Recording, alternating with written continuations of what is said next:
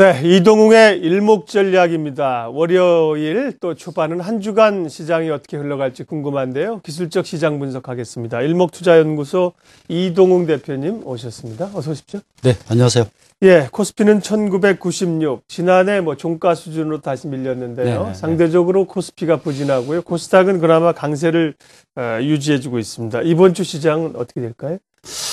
예, 아무래도 시장의 분위기가 좀 바뀌어 있죠. 예, 그동안 또 대형주, 경기민감주가 주도를 하다가 최근에는 또 중소형, 특히 코스닥 종목이 강한데요. 시장에 이렇게 늘 변화가 있어 왔습니다. 그런데 큰 주추세만 문제만 없다면 쉬어가는 것도 나쁘지 않다고 생각이 되고요. 제가 아침에 이렇게 늘 이제 거의 비슷한 방식으로 말씀을 드리는데 한번 정리를 해보자면 월봉 단위로 장기로는 아직 매수 전환은 안 되었다라고 저는 개인적으로 그렇게 보고 있습니다.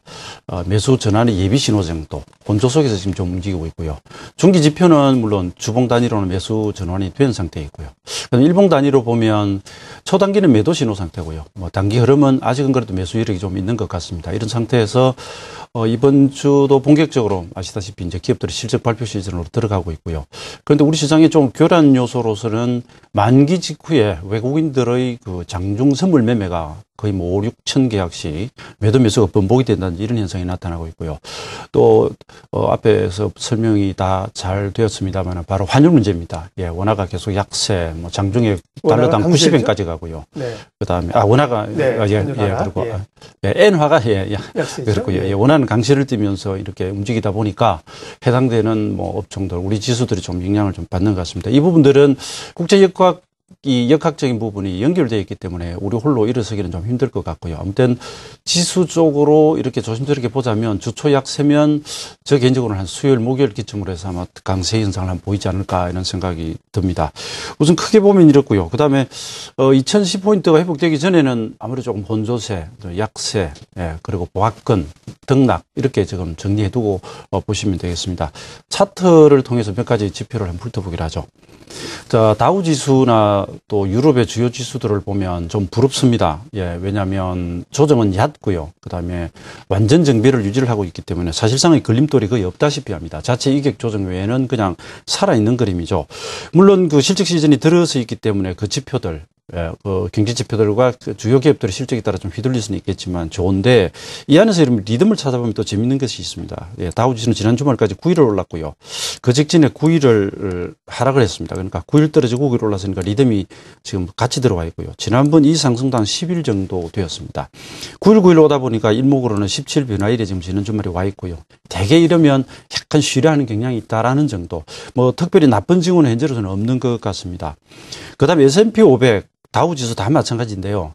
일수로는 이번 주가 일목상 33과 42 주간이 들어옵니다. 되게 이런 경우에는 너무 강세로 가버리면 그 뒤에 부러지기 때문에 차라리 좀 쉬어가는 것이 좋지 않을까.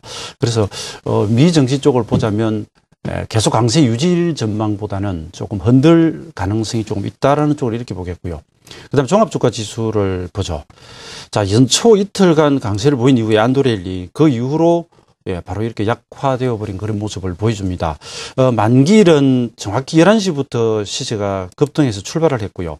그 다음에 금요일은 또 이렇게 밀려버렸는데 장중으로는 일목의 기준선이 1985에 있습니다. 근데 84를 딛고 서긴 했지만 2013 올라오고 있는 전환선을 빨리 따라가서 회복해야 되는 그런 과제를 두고 있고요. 주중이라도 1984가 무너지면 약간 그림이 지금까지 나타났던 순조로운 상승이 좀 벗어나는 그런 그림이 될 수 있습니다. 그런데 단기로 그렇게 되면서 추가로 하락을 한다 하더라도 만약에 주초에 약세면 일수 단위로는 수목 이후로는 또 상승할 수 있는 그런 여지가 있다고 보기 때문에 오히려 하락하면 지수 관련주들은 저가 매수 기회로 삼을 수 있는 그런 자리가 될 것으로 이렇게 생각이 되고요. 그다음에 기술적 분석하시는 분들이 이런 부분들을 유심히 봅니다만 바로 보조지표와 지수와의 역조, 다이버전스.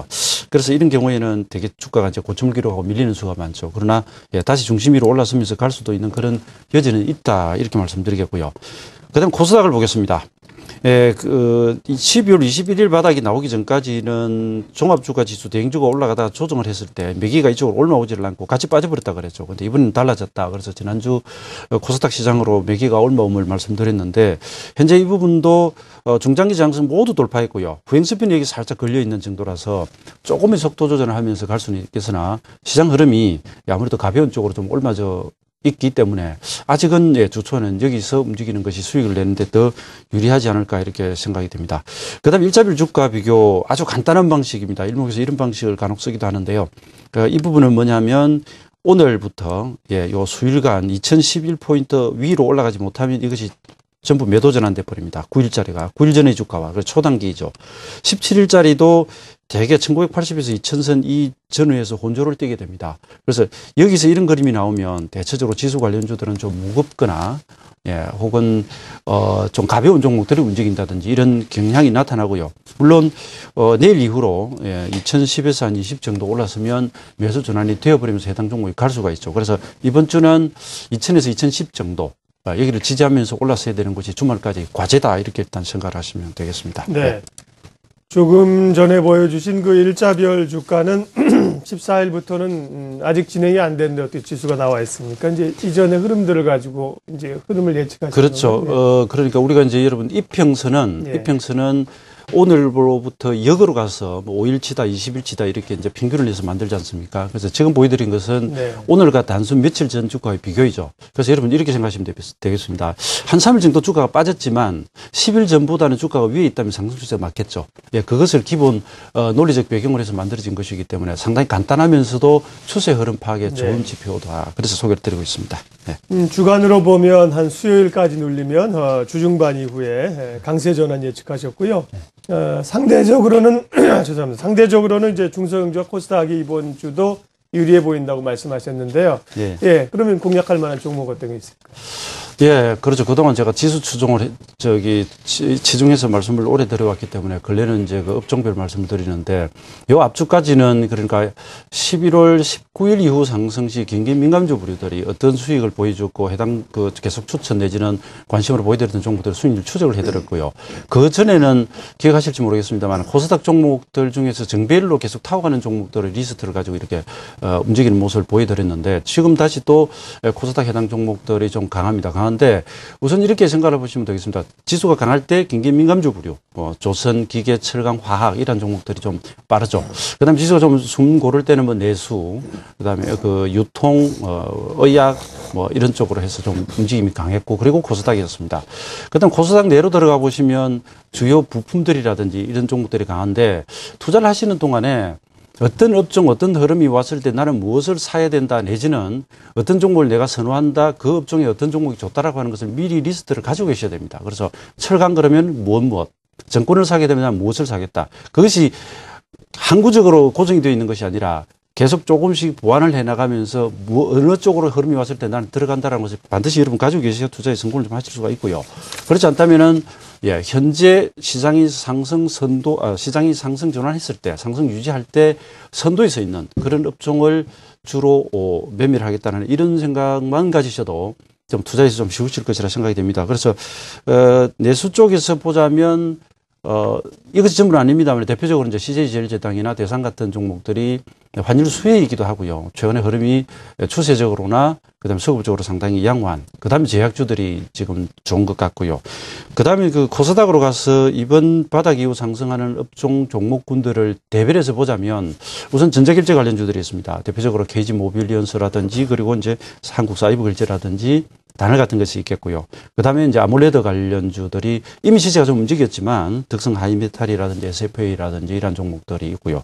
그 다음에 휴대폰 부품으로는 상당히 여러 가지 있습니다. 케이스부터 그 다음에 실리는 컨텐츠라든지 그 다음에 내장에 들어가는 여러 부품 회사들 굉장히 많은데 근래 눈에 띄는 것이 바로 인프라웨어나 뭐 인탑스라든지 파트론 같은 종목이 있겠고요. 그 다음에 이제 중국 관련주, 중국의 경기 회복에 대한 기대감, 이번에 이제 수출도 많이 늘어나면서 글로벌 증시에도 도움을 줬는데 해당 종목군들 이렇게 이제 봅니다. 그런데 여러분 차트적으로 한번 보시죠. 제가 지금 보여드리는 이 종목이 어떤 종목이다라고 하는 것을 떠나가지고 그림은 파트론의 그림입니다만은 완전 정비일 구간이 있습니다. 그래서 이평선을 쓰시든 일목을 쓰시든 자, 개별주들은 아주 급등주는 대개 3일에서 5일선을 타고 가고요. 통상적으로 5일에서 한 11선 그러면 일목의 전환선을 대개 타고 갑니다. 대형주들은 이 정도 탄력은 잘 안 보이기 때문에 그림이 잘 안 지어집니다만 대개 전환선에서는 기준선 정도를 타고 갑니다. 그러면 시장의 선도에 서 있고 여러분들께서 관심 두시는 종목이 기준선을 이탈하기 전에는 그 종목 범위 내에서 계속 매매하신다는 그런 생각을 가지시면 거의 성공을 합니다. 그다음에 지금 컴투스가 과거에 정비일 구간과 기준선 이탈했다가 다시 정비일 구간, 혼주 구간을 보여드렸는데요. 궁극적으로는 일목으로는 구름 상단 62평이 중기 지지선이 됩니다. 그래서 중기적으로는 구름 상단 그 다음에 조금 단기로 보자면 기준선 내지 21선, 초단기로는 일목의 전환선이 9일선이니까 2평으로 보자면 한 10일에서 5일선 이 흐름을 타고 가는 종목이 선도주죠. 그런데 여러분들 대부분 투자를 하시다가 이미 올라 있다고 해서 안 들어가는 경우가 좀 많고요. 바닥을 찾아서 가시는데 자, 올해는 코스닥 시장이 5년간의 박스를 돌파를 한다고 그랬습니다. 코스피 지수도 작년 내 수렴하던 건전에 들어서 1년 동안 이렇게 변동성이 적은 해가 없었는데요. 반드시 그것이 폭발하게 되어 있습니다. 그때 선도에 서는 종목이 결국은 더 많이 간다는 말이죠. 그랬을 경우 추세에 추종하는 방법, 그리고 추세를 타고 가면서 보유 홀딩해서 수익을 크게 키우는 방법, 이 방법은 반드시 기억을 해 두시고요. 그 다음에 어떤 업종으로 흐름이 왔을 때 어떤 종목을 사야 될 것인가는 미리 좀 준비를 계속 공부를 하셔서 준비해 두시고 접근하시는 것이 좋다. 이렇게 일단 한번 방법론적으로 한번 설명을 드려봤습니다. 네, 이동욱의 일목전략, 일목투자연구소 이동욱 대표와 함께했습니다. 고맙습니다. 네, 감사합니다.